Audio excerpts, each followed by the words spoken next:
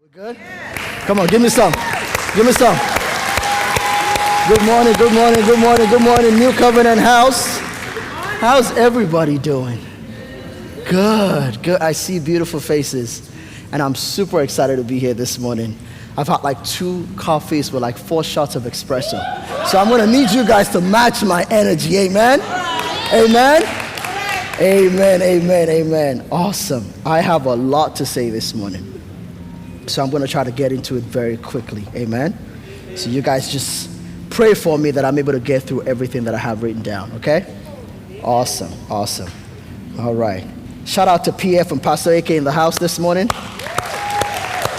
I know we're so used to seeing them, so it makes it quite difficult to understand and appreciate great leadership. For me, I do appreciate great leadership. And I have to say this morning, thank you for the platform that you've created for us. Thank you for the opportunity for pouring into all of us. For me especially and my family, we are very, very grateful. Amen? Amen. Let's say a quick word of prayer. Father, we thank you this morning. Thank you for the opportunity to be in your presence. Thank you for the word that you're about to speak, because it is not the person standing that is speaking.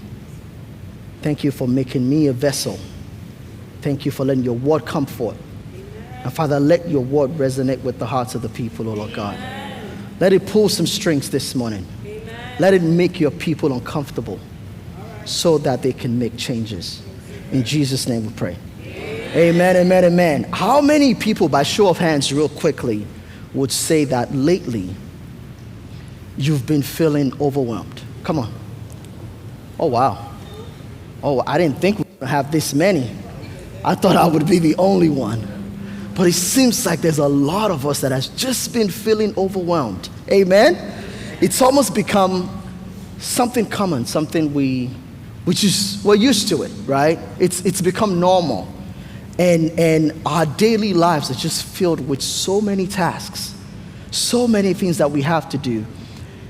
We don't take a second to pause and actually reevaluate and realize that, well, maybe this isn't so normal. Maybe this isn't right. And I was prepping for this sermon a couple weeks ago, and I was writing something completely different. But then I felt God telling me that I needed to write about something that I'm personally going through. And I have to tell you guys, lately, I've been overwhelmed. It's just a lot. Life has been a lot. I don't know if I'm the only one. I mean, I was talking to PF this morning, and he was telling me what he's dealing with. He's human. We're human. And we're all dealing with a lot. It's almost as though it's just too much sometimes. I mean, if we're being honest, it's too much of everything. Too many emails, too much work, too much life, the kids, too much news. Too many everything. Sometimes it's a struggle trying to decide between Tosin and I what we're gonna eat. That sometimes becomes too much. Last night we were trying to figure out what we're gonna eat. We had a very long day. We're like, okay, you're not gonna go home to cook, so let's get something on our way home, right? That became too much, trying to figure out what we're going to eat. Amen. And I have to say, women, I don't know how you guys do it. I really don't know how you guys do it. Some simple tasks in life, guys. Something as simple as grocery shopping. Grocery shopping, we don't think about it, can be too much. And guys, if you're the one in the home, or you're single and you're doing grocery shopping, respect. That is a lot. I have to show you some respect. It's not easy. Something as simple as buying a toothpaste, for example. For me, it can be daunting. It could be a daunting task. How do you decide what to buy? Too many choices. You have to decide, okay, what's in the toothpaste? Is it going to have peppermint? Is it going to have spearmint? Is it going to have charcoal? Yeah, there's so many choices. Okay, let's talk about the size of the toothpaste. Are we buying small? Is it medium? Is it large? Is it a travel size? And then you have to decide what brand do you want, right? What brand? Do you want Colgate? Do you want Crest? Do you want Sensodyne? Do you want... My goodness. And some of you are still shipping toothpaste from Africa. You're shipping closer. Can we speak to that? Some people just, you can take some people out of Africa. You gotta take Africa out of them. Amen.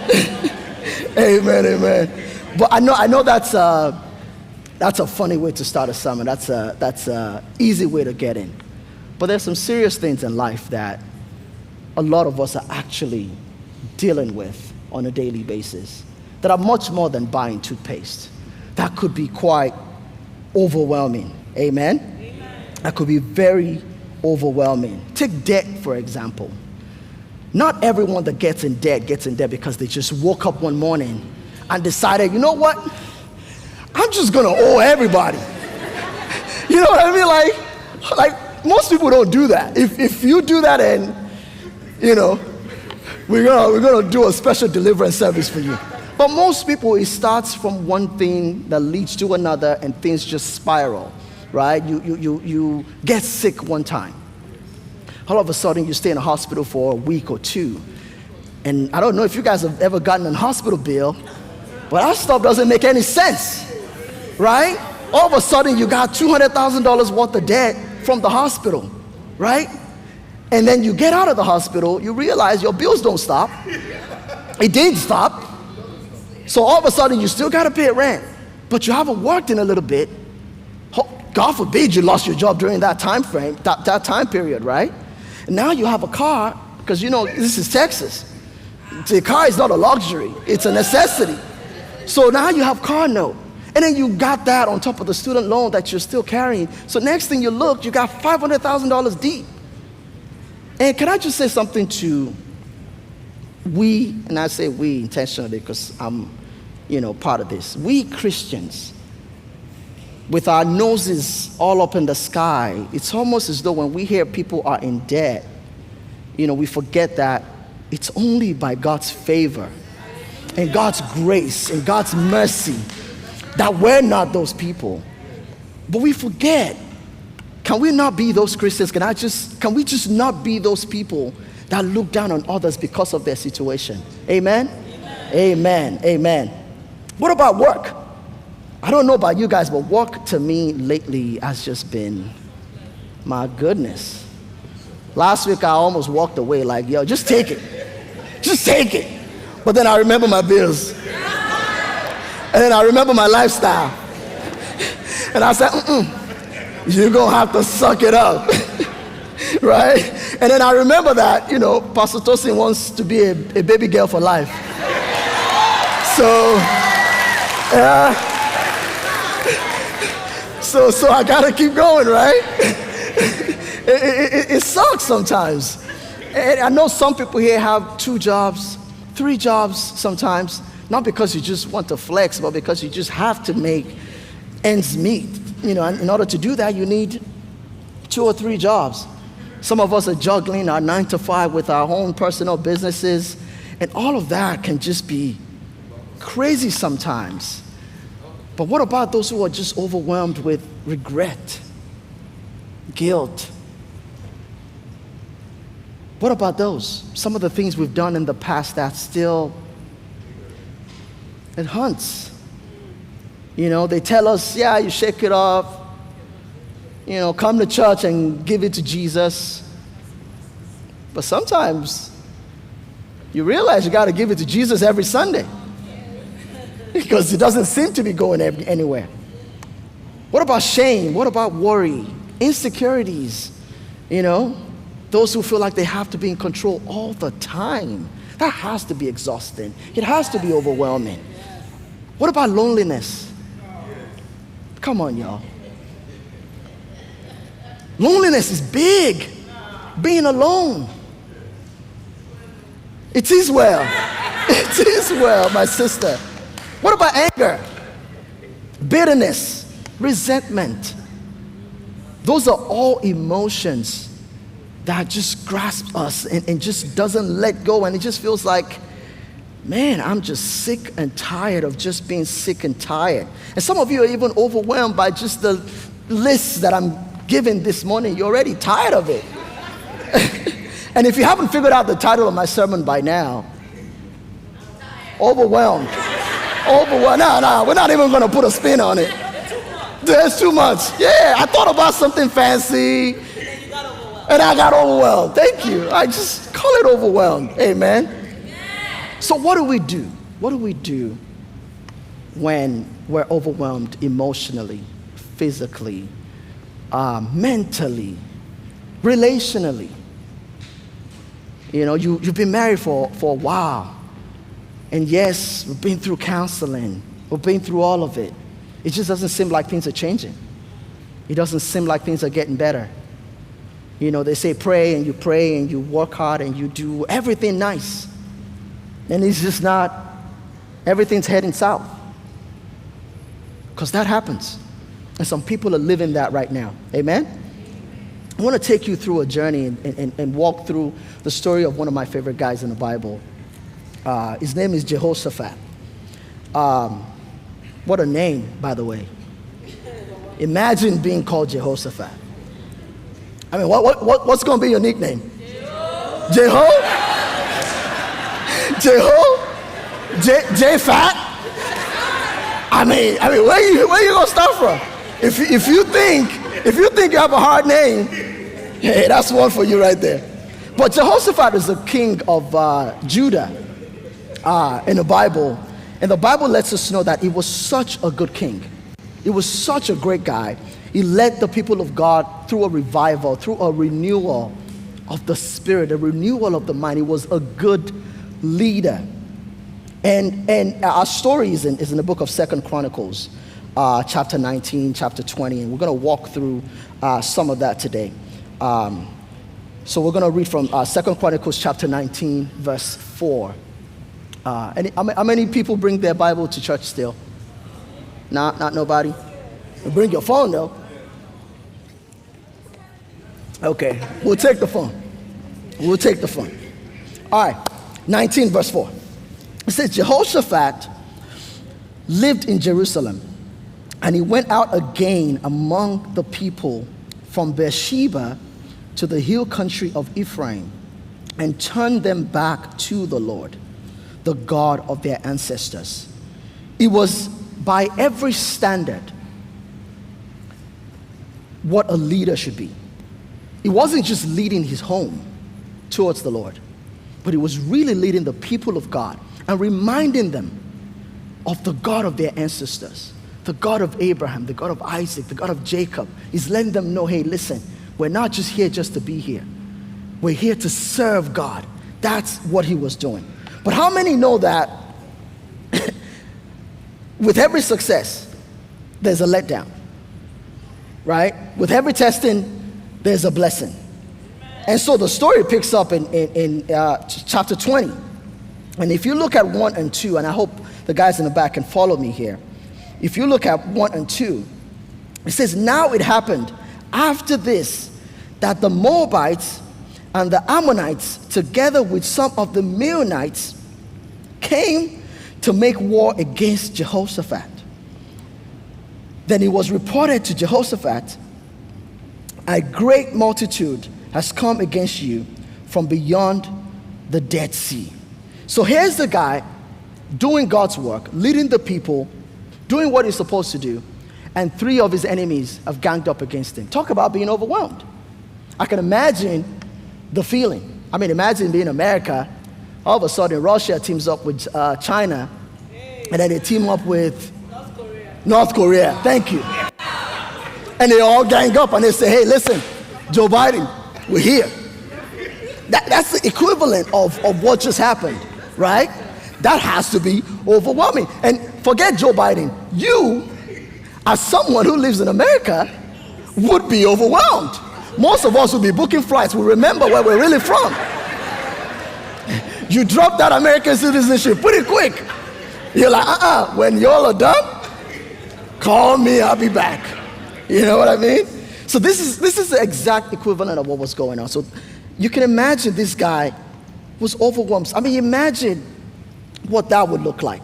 Imagine when life comes at you from all angles, because that's what this must have felt like. And let's talk about these tribes real quickly, so to just have a little bit of an historic background. So who are these guys? Who are the Moabites? Who are the Ammonites? Who are the Meunites? Right? The Bible lets us know that the Ammonites were born of incest. These were the people, remember Lot in the Bible, the story of Lot. When Lot went and picked his own land and he started his own thing, his daughters, he had 2 daughters, who felt like there was no man around. Actually, they didn't feel like it. There was no man around except for their father. So they looked at themselves in the mirror and they said, we're just going to die and have no family, nothing. So they made a plan to get their father drunk. And then they got him drunk, and then they slept with him. And of course, they got pregnant. So these are the 2 daughters who are the mothers of the Ammonites and the Moabites. That's how they originated. And I thought it was important to give that context, right? So that's how they came from. The Meunites, we don't really have a lot of historical context from them. The Bible doesn't really tell us. I tried to dig as much as I could. There wasn't a whole lot of story behind them. But we know that they ganged up, teamed up with these other 2, right? And talking about that, how many ites do we have in our lives that are just chasing us everywhere we go, that are just overwhelming us everywhere we go? What about the outer sights? The outer sights, the things we just can't see. They're right there. Strobe lights, they're there too. The most dangerous are the termites and parasites, you know, that are just surrounding us, eating off every part of our lives. You chip away, all of a sudden it's still there. And then the socialites, they like to party. They're on social media. You can't shake them off. The habits that we've created, whether we like it or not, we look at it and they still follow us. And they make us make changes to our lives that have nothing to do with us. We're too busy trying to impress people who really don't care. All you get is a like. Maybe, just maybe, if they cared a tiny bit, they leave a comment on your birthday. That's all you get. So the socialites will pump you up a little bit, but still they leave you hanging. They like to gossip a lot.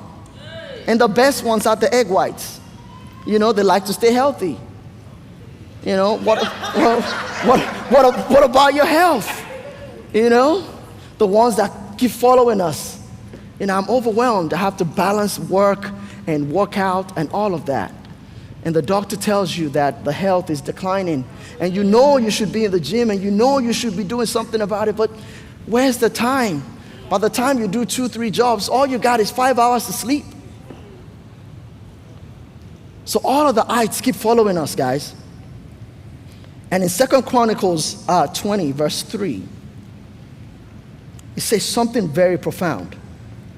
It says, then Jehoshaphat was afraid and set himself determined to seek the Lord. And he proclaimed, some other versions of the Bible says he decreed a fast throughout all of Judah. That's profound for a leader. He didn't only see the need to pray for the people. He decreed a fast that, hey, listen, this war is coming. It's going to come. Every single one of you has to be a part of this. He didn't say, go pick up your bows and arrows. He said, we need to fast. We need to pray. This is coming. And can I just quickly say, when you get overwhelmed with your problem, with life, don't let your problems intimidate you, but rather let it motivate you to connect more with God. Amen. Let your problems motivate you to actually connect, to pray more, to seek more, to worship more. Amen. So So Jehoshaphat prays to God, but he didn't stop there. He gets the whole nation to do the same thing. And embedded in this powerful story are 4 things that Jehoshaphat actually did. And that's what I want to talk to us about this morning. That's what I want us to walk away with this morning. 4 things that he did that brought Judah victory. Anybody want victory in their lives this morning? Anybody want victory over being overwhelmed, over your emotions? Amen, amen. And we're going to talk about those 4 things this morning. And if you don't take notes, I know there are not very many note takers, in the church these days, but this might be a good time to take notes. This would probably be one of the most important notes you've ever taken. And if you're thinking, I'm not overwhelmed, well, just wait. So yes, you're not taking the notes for today, you're taking the notes for the future. This is something you can turn to sometime in the future that might come in handy, amen? Amen. So number 1, he turned to God for help. He turned to God for help. He didn't turn to his friends. He didn't turn to his therapist. He didn't turn to his psychiatrist. He turned to God first. And I love this. The society we live in, it's almost as though we have things happen to us and prayer becomes the last resort, right? Instead of being the first call of action. It's the last thing we think about. You talk to your friends, they're like, you know what, we've done everything we can do. We went to the hospital, we saw the specialist. All we can do now is pray. You hear this from Christians. All we can do now is pray, as though it's the last thing. That's all we got left. Why wasn't prayer the first thing? We need to make prayer the first thing that we do. And if you check the text here, you see exactly how Jehoshaphat actually did that. He turned to God first. And in verse 4, he says, so Judah gathered together to seek help from the Lord. Indeed, they came from all cities of Judah to seek the Lord, longing for him with all their heart. This was the first step. This is them understanding God's power and God's might and knowing that they couldn't do anything without God. Amen? First thing is to turn to God for help. And then number 2, he focused on God, not the problem. And I know this is so easy. It's easier said than done. He focused on God, not the problem. In our lives, when these things happen, when we're in the trenches, it's really difficult to focus, or to not focus on the problem rather.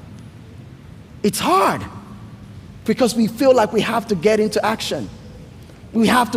Logic has to kick in. What can I do? Step 1, 2, 3, 4. Let's do this first. Oh, this happened to my friend, so he did this. And that's okay. But is that God's plan for you? Just because it's a solution to your friend's problem doesn't make it a solution to your problem. So how about you connect with him? How about you connect and not focus on the problem? Focusing on God in the midst of a problem simply really just lets us know, or lets you say to God, Father, you are sovereign. And to be sovereign, I wrote this down here, is simply to acknowledge that there is absolutely nothing you can do, absolutely nothing that moves on the face of the earth without God's authority. It's as simple as that. So when you recognize that, when you know that over your life, and you put that into play, you see God begin to work. Because that's you being in a place of total surrender. When you say, you know what? I am going to put my intellect aside. I will put my educational background aside. I will put all of my degrees. Some of us have too many degrees. It's a problem. Our degrees is a problem. We have 2 master's degrees and 1 PhD, and we're still going back to school for more. After PhD, what else? What are you studying for? Certifications. I don't understand. Maybe I've just never liked school that much, but that's just me. So you and me both, right? I mean, to each his own. But you understand what I'm trying to say. It's not about the intellect. Sometimes that becomes a hindrance for God to actually do what he wants to do. For God to actually put us in our place and say, hey, it's not about what you know or who you know. It's me. I'm in control. You're not in control. God is in control. Always been. Always will be. Amen. In 2 Chronicles, the same text, verse 5 to 7, it says, Jehoshaphat stood in the assembly of Judah and Jerusalem, in the house of the Lord, in front of the new courtyard, and said, O Lord, God of our fathers, are you not God in heaven?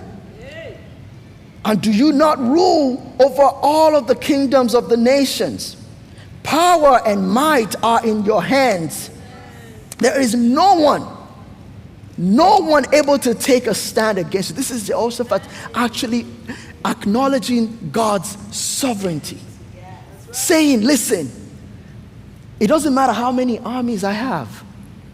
And it doesn't matter how many armies are coming against me.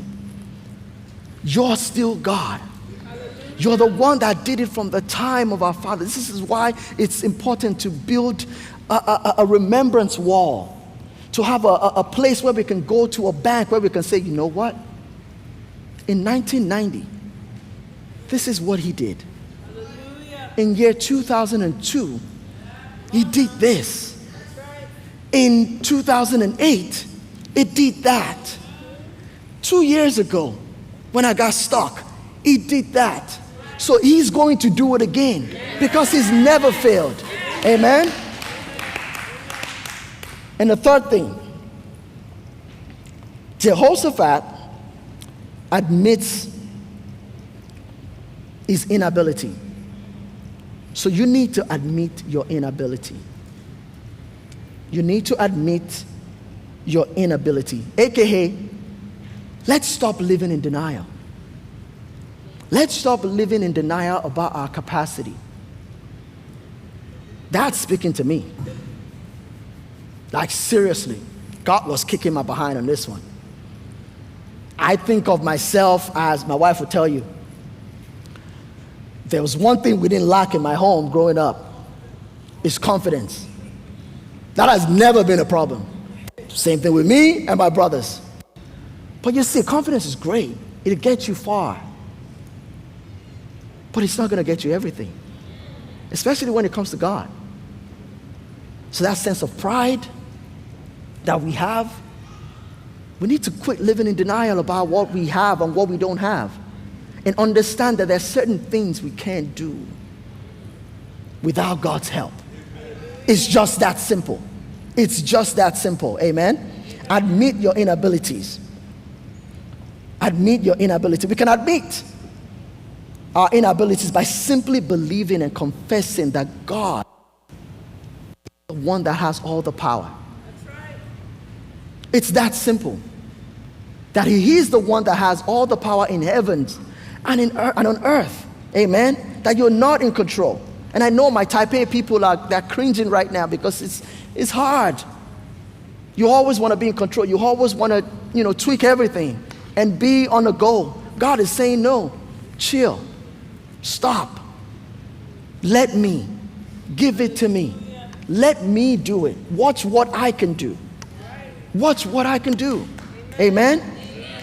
I remember years back, our son, Jaden, he was much younger. I think it must have been like probably between a month and 3 month old. I know he's turned 13 now, and he thinks he's a big boy.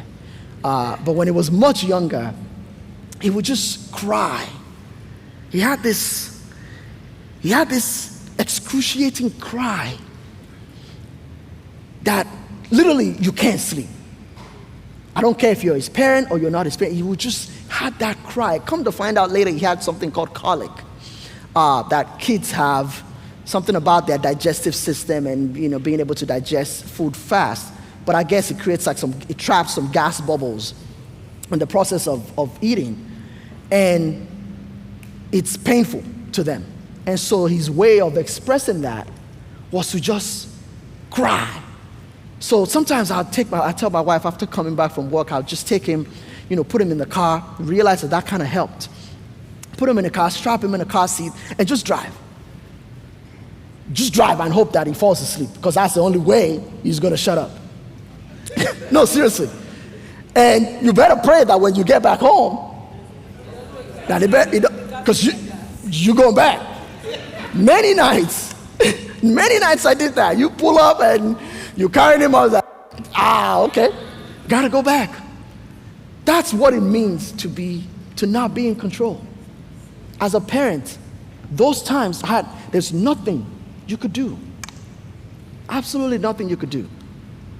There's some times that God wants to take us through things in life where he puts you in a place where there's absolutely nothing you can do to fix it. And it's not because you're not smart, but because he wants your back against the wall. Jehoshaphat's back was against the wall. He knew what was coming. He knew the number of men that were coming. But if you look in the text, it tells us what actually happened and how God brought them out of that. God instructed them. He says, put the choir in the front. The choir in the front. I know PF has preached that a few times, and you probably heard this a million times, but let's take a moment to actually pause and think about what that was saying. First of all, he's a leader of a nation. He's gone to pray, gone the people to actually pray, and they've all agreed that they are going to put the choir. You know how much convincing it would take to speak to the generals of the army and say, you know what? I know that you guys, this is what you do, right? This is you. But God is saying, let's put the choir in the front. Imagine. And the choir members that you have to convince. Imagine if you were in the choir and you were the drummer and you blew the trumpet and the king says, my guy, I need you to stand there. You be there, and the choir is walking in the middle, and then we're going to raise a joyful noise. What? I know, I'm signing off. Not today, Satan. That is not God speaking to you. That's what most of us would have said. That's not God. But he had enough credibility with his people, so much so that they listened to him. And they did exactly what God said to do. And we all know the end of the story. The armies that were supposed to be fighting them turned against one another. Turned against one another and killed each other. So much so that when they saw the multitude that died, they had so much loot, so much ammunition, so much money to grab. So what the enemy actually meant for bad, God turned it around for good. This is what happens when we give it to God. The things that don't make sense start to make sense. So that when we tell our stories, when we talk about what God has done in our lives, people look at us and say, well, that doesn't make sense. I have a young lady in Spaces in our young adults ministry that told me what God did in her life. This wasn't part of my sermon. I just thought to encourage someone with this. She was telling me that, I think it was a year ago, she got a call. She was at work, and it told her that her student loans had been paid off. Like all of it. Like off. Like done. In today's America. Does that make any sense? She said she screamed, she was shouting, she thought to herself, it's impossible, it doesn't make sense. So she went and logged on to where you pay your stuff. And she looked at the balance, and the thing said 0. And she's like, somebody's punking me. She's looking at me right now. She said, somebody's punking me, this doesn't make sense.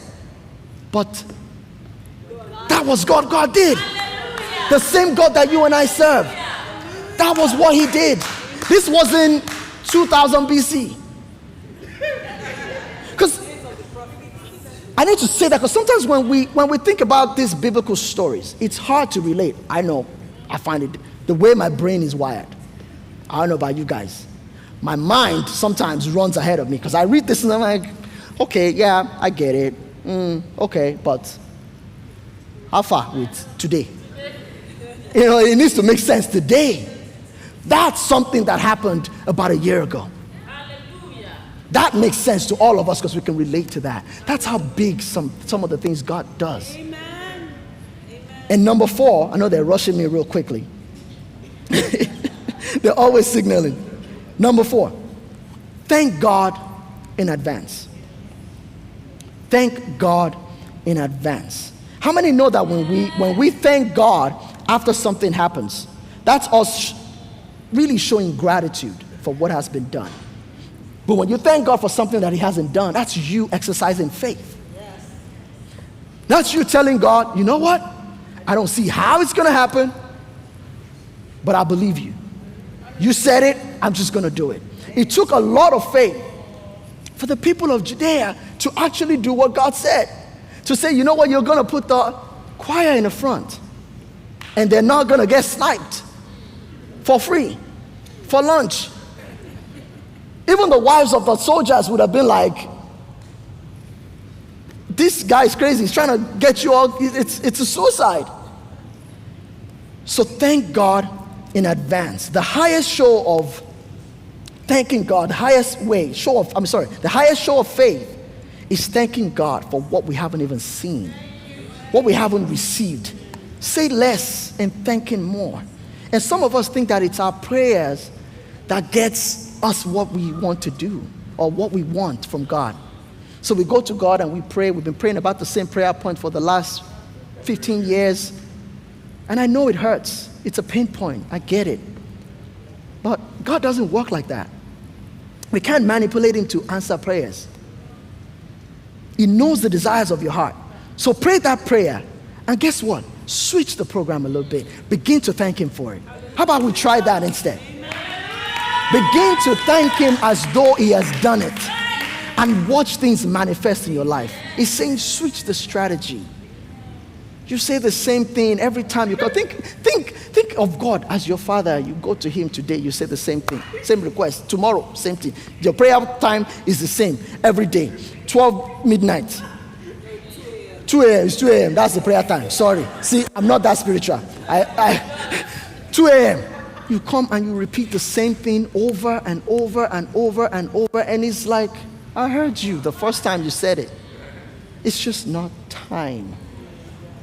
It's not time because I see more than you see. So just chill, relax. In the right time, in its time, I will make it happen. I will fulfill what you want. Amen? So thank God in advance. In verse 17 of that same text, it says, you need not fight in this battle. This is God speaking. You need not fight in this battle. Take your position. Stand and witness the salvation of the Lord who is with you.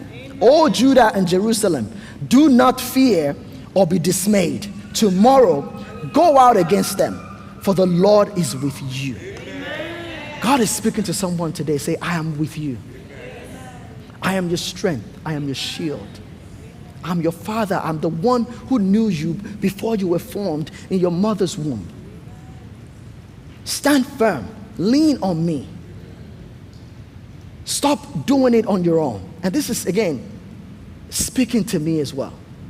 Because I've been overwhelmed lately. I've been very overwhelmed lately. So you mean to tell me that all I have to do is praise? All I have to do is worship? All I have to do is give it to God? Yes. As simple as that sounds, as crazy as that sounds, and it's crazy because it's against our wiring, we are supposed to just, yes, praise and worship and just give it to God and watch what he's going to do in our lives. Amen? So a quick recap. Turn to God for help. Focus on God, not the problem.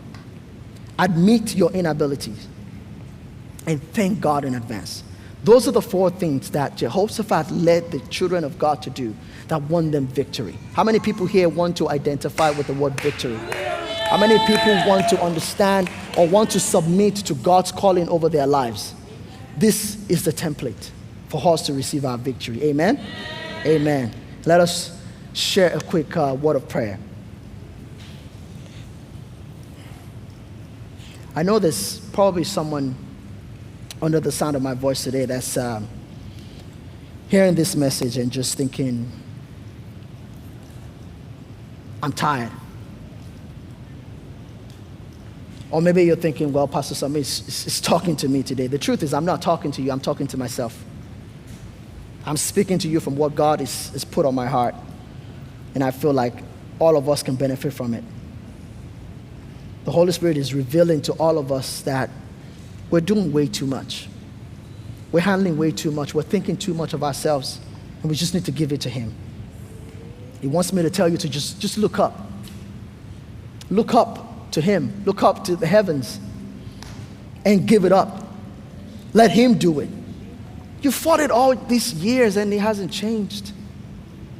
Let Him fight it for you this time. And so, Father, we just thank you. We just bless your name for a word like this. Father, we pray like you give us the strength, because of our own we're not able to give it up. Father, help us to understand, to remember your word today, and to surrender everything to you. And if you are listening to this sermon and you're thinking, I don't even know what God they're talking about, I don't know how to even begin,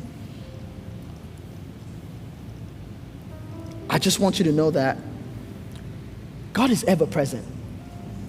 You don't have to have all the answers. You just have to take the very first step by accepting Him as your Lord and Savior. And so an opportunity is being presented to you now